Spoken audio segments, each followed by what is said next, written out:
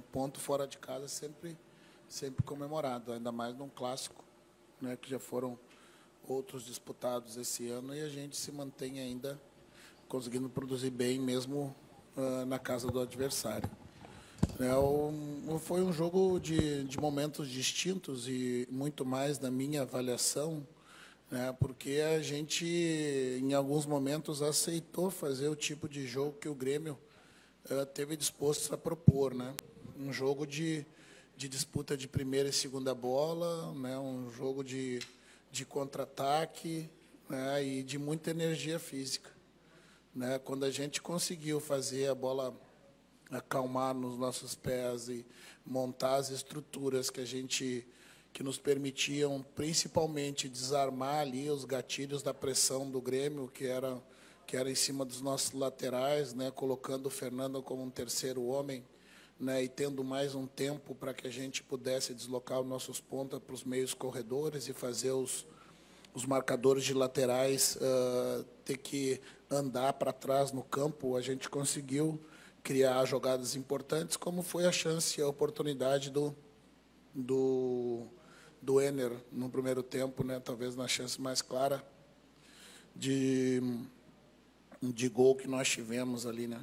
Então, o segundo tempo que eu ajustei foi justamente isso, né? Primeiro, né, com as orientações, sem fazer mexidas, né? E depois, aos 15 minutos, eu promovi a entrada do Tabata e do Gabriel no lado, né? E reforcei a ideia da gente não ter mais os pontas e ter os meias pontas de meio corredor e dar as amplitudes do campo para os nossos laterais ao mesmo tempo se projetar.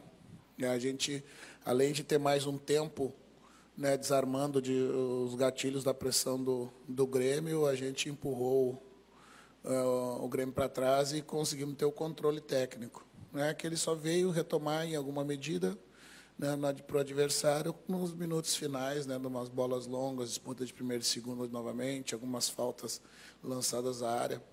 Eu acho que foi por aí, né, um empate fora de casa, né, em mais um clássico do ano, e o mais importante de tudo também é que esse time ele se recusa, né, o nosso time tem se recusado a ficar atrás do placar de qualquer forma, né, e o que eu disse para os atletas foi isso, né, se a gente mantiver esse nível, né, de intenção, né, envolvimento com o jogo, a gente tem grandes coisas pela frente a conquistar. Roger, boa noite. Boa noite. Do outro lado, na Casa Mata, tinha alguém que já trabalhou na sua comissão técnica. Você já esperava essa atitude do Grêmio, principalmente no primeiro tempo, que teve um volume maior de oportunidades? E uma segunda, se você me permite, chegou a analisar o lance polêmico do possível pênalti? Qual a tua avaliação sobre isso? Pelo critério que o árbitro decidiu adotar, não havia como ele dar uma penalidade daquelas. Mas eu acho que, né, ele usou a tecnologia da forma correta, né? Teve duas chances, de deu uma no campo e outra no VAR, e decidiu não dar, então, né, a gente precisa respeitar. O questionamento da gente é 2 chutes na cara dos nossos jogadores, que nem sequer o VAR foi chamado para alertar o árbitro de um possível toque, e o árbitro poder, aí sim, num segundo momento, né, confirmar ou não a sua decisão do campo, né? Acho que a tecnologia ela veio para isso, para ajudar nesse sentido. E pelo critério que o árbitro decidiu adotar a partida inteira, não fazia sentido ele dar uma penalidade daquelas.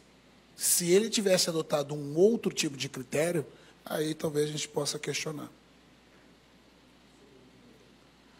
O que tu queria saber do primeiro tempo? Sim, eu esperava o tipo de energia que o Grêmio ia colocar no jogo, porque com a saída do treinador, com o pouco tempo que o James tinha, ele ia montar uma estrutura, né, de não nos pressionar alto, como aconteceu, né, ou de montar um tripé, ou montar 2 linhas com um jogador a mais para marcar, fazer os pontas descerem com os laterais, coisa que não acontecia num outro modelo que está acontecendo, e não havia muito tempo para ter muita surpresa, né? Ia ser um jogo de energia física, né? Que o clássico por si só já faz o ambiente acontecer, e com a saída do treinador muito mais ainda, né? Os atletas né, não vão deixar por menos do que se entregar totalmente. Então, talvez o nosso, como eu disse, o nosso erro, respondendo para o do Zé, foi, né, a gente entrou, né, nesse tipo de jogo que não nos favorecia, né, mas quando a gente calmou a bola no chão, né, e conseguiu jogar, a gente conseguiu andar dentro do campo. Roger, boa noite. Há cerca de duas coletivas atrás, duas coletivas, na verdade, se eu não me engano, eu te fiz uma pergunta e tu fez uma ponderação de que o teu time era muito bem treinado. E, de fato, acho que o teu time é bem treinado e a gente tem visto isso durante a temporada. Mas a minha pergunta é, por que... Sabe que o Mas é o apagador universal, né? Mas por que um time bem treinado foi dominado no primeiro tempo e se submeteu a um time que tem um técnico interino? Nós não nos submetemos. Não, ok. Aí é a sua opinião e a resposta é livre.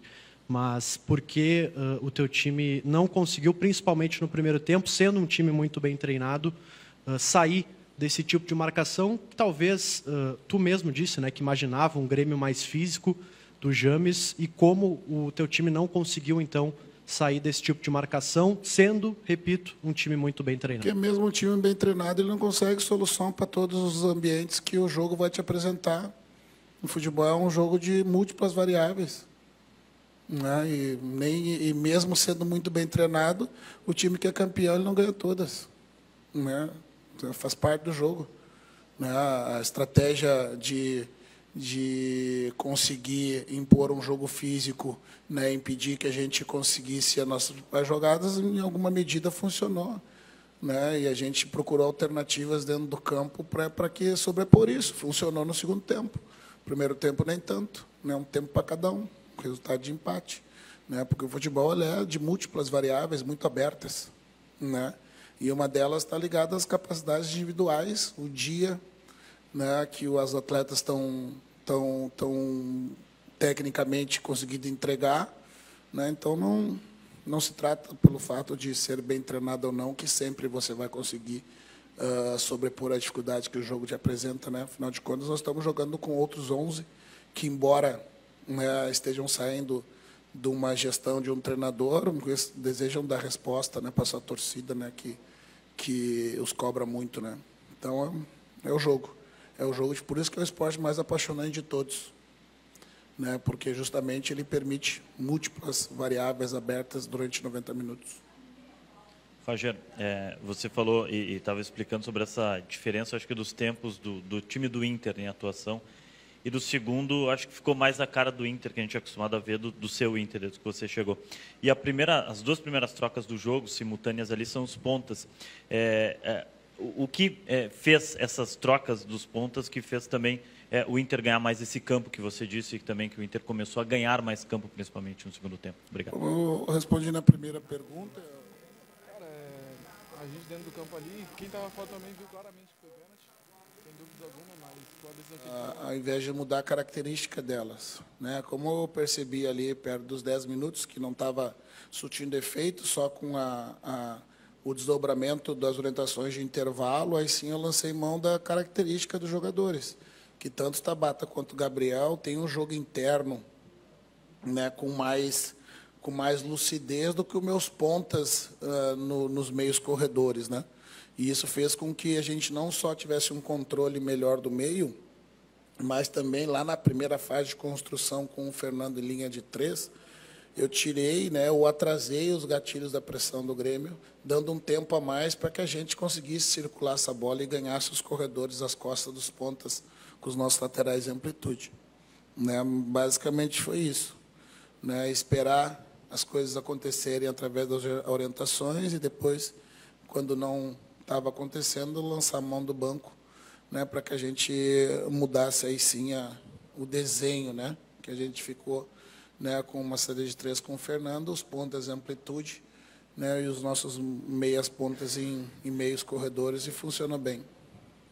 Roger, tu falou antes ali dos pontos, importantes somar pontos, né, os pontos somados fora, que acabam não surtindo muito efeito porque perdeu uma partida em casa. Se tivesse ganho as duas em casa, o efeito seria bem melhor na tabela, né? O Inter ficou com 6 pontos em 15 disputados. Na quinta-feira, quarta-feira, tu falou que os jogos assim, grandes, surgem poucas oportunidades, tem que matar, né? O Enner teve a grande oportunidade contra o Palmeiras, teve uma grande oportunidade hoje, e ele acaba sempre falhando na cara do gol. Falhando, tu acha? Falhando. Tu acha que o Enner falhou ao finalizar a bola que o goleiro do Grêmio pegou ela maravilhosamente? Vamos oferecer a possibilidade do adversário ter feito uma grande defesa. Eu acho que o Enner não errou na finalização, ele finalizou muito bem. Né? O goleiro do Grêmio fez uma grande defesa. E nos 3 lances contra o Palmeiras, o Everton foi o melhor jogador em campo, com as 3 finalizações. Eu acho que não é falhar. Eu acho que ele finalizou e o adversário o goleiro foi melhor ainda. Né? Mas eu acho que não é falha. Não é falha. Né? A gente cria bastante. Né? E o momento delas não entrar, talvez o erro tenha sido no primeiro minuto do segundo tempo, o jogo contra o Palmeiras, que a bola veio e o Enner deu 2 toques na bola e jogou a bola por cima. Aí talvez a gente possa considerar um erro, né, de finalização. Mas das demais eu não vejo falha nenhuma. Está tudo dentro do normal. Roger, boa noite. Queria te ouvir um pouco sobre a escolha, né, pelo Rogel hoje. A gente tinha expectativa da volta do Vitor Gabriel, ficou à disposição, né, acabou entrando o uruguaio novamente. E também, né, da escolha pelo Vitinho, né? Chegou um lance ali no final do primeiro tempo, ele colocou a mão no joelho, aparentando um possível desgaste, né? Queria te ouvir sobre essas 2 escolhas, né, com o Tabata e com o Vitor Gabriel no banco. E para terça-feira, né, se você, como é que você tem dosado, né, Libertadores com, né, os outros jogos? A gente viu, né, jogadores, né, ficando fora contra o Fortaleza, né? O Inter teve algumas lesões musculares, né, o caso do Carboneiro. Como é que você está tendo essa gestão do grupo, né? Você sente o grupo bem fisicamente? Você sente que o calendário está começando a dar um impacto agora também nessa sequência de vai menos dar pontos muito fora? impacto, não tenho dúvida nem disso. Principalmente, né, eu não falo nem muscularmente, né? Vai dar emocionalmente. É impossível tu cumprir uma rotina de 20 jogos em 2 meses. Ninguém vai aguentar. Ninguém vai aguentar. Né? Daí você vai conseguir ter melhores resultados aquele que tiver um grupo equilibrado e maior, né? Que possa ter a possibilidade de revezar e não perder o nível do jogo, né? Com relação às escolhas, né?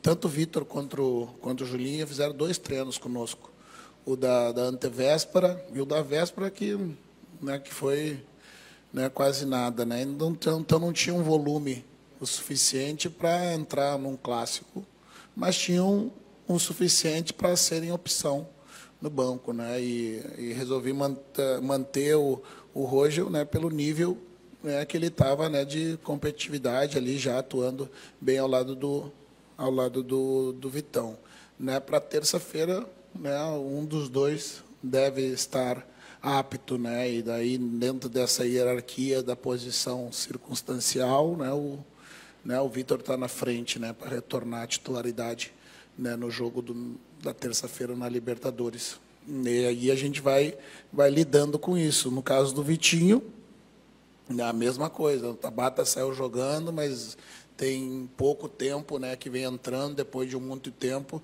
a gente tem que controlar a minutagem desses caras, né, principalmente aqueles que tiveram muito tempo de ausência, né, dos campos. E o Tabata é um desses. Entrou bem de novo hoje, ali com uns 15 minutos. Já começa a acumular tempo, né, depois do período parado, que é importante, né, para estar em condições de poder nos ajudar. Roger, boa noite. Boa noite. No intervalo, o Wesley ele fala em entrevista que o time não entrou ligado, que o Grêmio entrou mais ligado que o Inter. Tu acredita que o ambiente externo, que o contexto de o Grêmio ter vindo de uma goleada, perdido técnico, enfim, demitido o seu técnico, tu acha que isso de repente entrou dentro do vestiário e o Inter, não diria salto alto, mas acabou pegando isso para si? Não. Eu vi o meu time entrar envolvido com o jogo, né, mas aceitando o tipo de jogo que o Grêmio nos impôs no primeiro tempo, que não é vantajoso para a gente. Né? A gente teve no mesmo nível de envolvimento, né, mas, porém, no tipo de jogo que beneficiava o adversário. Né? A gente entrou concentrado, sim. né? Talvez o Wesley esteja falando, né, numa questão mais de sentimento pessoal ali, né, do que estava acontecendo em campo, mas não vi a gente entrar desconcentrado nem desmotivado, vi a gente estar com bastante energia, né? Ainda salientei no final agora, né, que a gente, né, usasse ali o que a gente tem à disposição para recuperar mais rápido, fazer as massagens, porque são jogos pesados, são 3 jogos de envolvimento emocional muito grande e, por consequência, físico, isso tem um resultado lá na frente negativo. Rogério, tudo bem? Boa noite aqui. Boa noite. Até em cima disso, né, você volta a falar nesse momento emocional e tal. O seu time vinha jogando muito bem e vem apresentando um grande futebol ao longo da temporada. Ser elogiado por isso, o time foi elogiado. E hoje a gente viu assim alguns errinhos técnicos assim, né, de precipitação de passe, coisa que a gente há muito tempo não via no Inter, né, alguns erros técnicos individuais. No jogo passado contra o Palmeiras, se a gente for colocar um pouco no contexto, meu time demorou um pouco para sair da marcação, enfim. E é normal que um time que vinha jogando tão bem, e todos os times passam por isso, tenha algum tipo de oscilação ao longo da temporada. Primeiro eu quero saber se você acha que o Inter está vivendo esse momento de oscilação, até por tudo isso que você colocou, de desgaste emocional e físico, e se você concorda com isso, que análise dá para fazer para o time voltar ao nível que já mostrou dentro dessa temporada, que particularmente a gente não, nesses últimos 2 jogos, eu acho que, se a gente botar também o Atlético Nacional, acho que ficou um pouquinho, sucumbiu um pouquinho ao adversário. Né? Tá bem, vamos lá. Não vejo o porquê desse tipo de questionamento nesse momento. As adversidades vão acontecer, os adversários são diferentes, impõem dificuldades diferentes. Né? Por vezes, perguntam e respondem a pergunta. Né? O time não vai jogar bem todos os jogos. Né? E, sem dúvida nenhuma, a sequência de jogos seguidos com 3 dias de intervalo vai pesar. Vai pesar na tomada de decisão, vai pesar na perna. Né? Infelizmente, esse é o calendário que a gente tem. A gente vai ter que lidar com essa adversidade e procurar alternativas. Né? Mas o que me parece que a gente não vai ter, né, a possibilidade, né, de poder negociar em alguns momentos, né, e ter todo mundo, os melhores sempre, ou aqueles possíveis titulares nos principais eventos, porque, de fato, vai pesar. Nós estamos, né, talvez, que na sequência de 7 jogos, aí, ainda restam 13 jogos da sequência. Né? Mas não é só pela sequência, é porque, né, os adversários te impõem dificuldades diferentes, e, às vezes, você demora para entender o jogo, e nem mesmo o time bem treinado consegue sobrepor as dificuldades que a partida oferece. Né? Mas, na minha opinião, não tem nada de que eu precise me preocupar nesse momento, né? Até porque penso que a gente ainda mantém um bom nível. Eu acho que contra o Atlético a gente fez um bom nível de jogo, contra o Palmeiras a gente fez um grande jogo, né? E hoje, né, foi um tempo para cada um, né? Não foi todo o nosso tempo, mas foi um tempo para cada adversário. Aqui. Roger, me parece que até o primeiro tempo de hoje teve uma semelhança com o Atlético Nacional, o primeiro tempo na partida contra a Libertadores, que foi o lado direito ofensivo, na época com o Rinestrosa e hoje com o Christian Oliveira, que é a intensidade. O Christian jogou o tempo inteiro na velocidade, em jogadas individuais contra o Bernabé e travou o lateral, que resolveu muitos jogos ofensivamente para o Inter, tanto que ele sai exausto no final do segundo tempo. Queria saber se, de fato, tu está pensando alguma coisa para esse lado esquerdo, para quando o Bernabé enfrentar adversários nesse tipo, que nem o Christian Oliveira e o Rinestrosa, para dar essa cobertura maior e poder manter ele também mais tempo em campo e também sendo ofensivo. Eu acho que o Berna tem a cobertura. A gente trabalha com um tripé de cobertura, que é o ponta e o volante, marcando o jogo interno para ajudá-lo. Né? Mas quando as jogadas de peso em cima do Berna acontece nas transições, né, invariavelmente ele se encontra no 1 contra 1, né, contra jogadores mais rápidos, né, e daí claro que, né, a gente acaba um pouco perdendo a capacidade ofensiva do Berna, que a gente precisa, como eu falei ao aceitar esse primeiro tempo, né, e fazendo um jogo de transição, por vezes o Berna estava sempre no meio do caminho, né, entre defender e atacar, porque a gente não dava o tempo da jogada sentar, estruturar, as peças se acomodar para que o Berna pudesse ocupar o lugar certo para nos oferecer o que ele tem de melhor no ataque. Mas, novamente, né, são soluções individuais e coletivas, né, que a gente vai procurar sempre para ajustar, para a gente não perder essa capacidade do Berna, né, que vem sendo um grande desafogo para a gente e os adversários começam a enxergar um pouquinho mais, né? A gente também tem que procurar alternativas, alternar os lados, fazer jogo interno e externo, né, usando também os pontas, né, para justamente a gente não ficar dependente apenas, né, da jogada do Berna em profundidade, que é muito importante, mas não pode ser a única. Roger, boa noite. Roger, o Internacional conquistou o título do Gauchão de forma invicta. E nessas 5 primeiras rodadas do Campeonato Brasileiro tem apenas uma derrota, justamente contra o Palmeiras, que é um dos times postulantes ao título do Brasileiro. Como é que tu avalia o grupo de jogadores, o nível dos jogadores do Inter hoje? Eles já estão naquele nível que tu projetou ou eles ainda têm um crescimento ainda no decorrer da temporada? O crescimento ele vai vir com a rotina, né, desses jogos difíceis e a gente sobrepondo as dificuldades. O crescimento vai conseguir ser visto quando tiver folga, né, de calendário e a gente puder treinar novamente. O crescimento só vai poder quando a gente puder descansar melhor os atletas, né, porque jogos a cada 3 dias, né, tu só deprime o organismo do atleta e tu não tem nenhum tipo de supercompensação. A gente fez o acúmulo lá no começo do ano, na pré-temporada. Teve uma semana ali depois do Campeonato Gaúcho que a gente conseguiu dar algum tipo de fôlego para os jogadores e agora essa sequência é muito grande, né? Então, tem margem para evoluir, mas eu não vejo, né, a possibilidade, com jogos seguidos um do outro, né, tu conseguir manter uma regularidade sempre muito alta. Ela vai alternar, dependendo de quem vai para campo, dependendo do tempo que tu descansa, né, dependendo do nível, né, de desgaste que tu vai estar nesses próximos compromissos, que eles são muito importantes. Por isso que eu tenho dito desde o começo, esses 2 meses eles são divisores de água para o final do campeonato, né, e pelo calendário apertado são jogos muito seguidos que vão cobrar um preço, não tenha dúvida. Roger, boa noite aqui. O Rodrigo Caetano deu uma entrevista hoje antes do jogo, se não me engano, Vasco e Flamengo, e ele foi perguntado sobre a escolha do próximo técnico da seleção brasileira.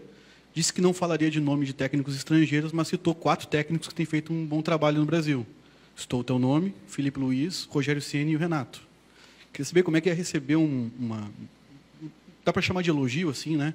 De saber de quem está fazendo o processo de escolha do próximo técnico, te ver como um dos nomes em ascensão no futebol brasileiro. Obrigado.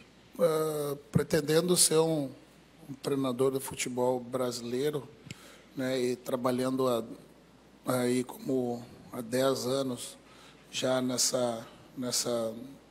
nesse caminho aí, é sempre bom a gente ouvir elogios, né?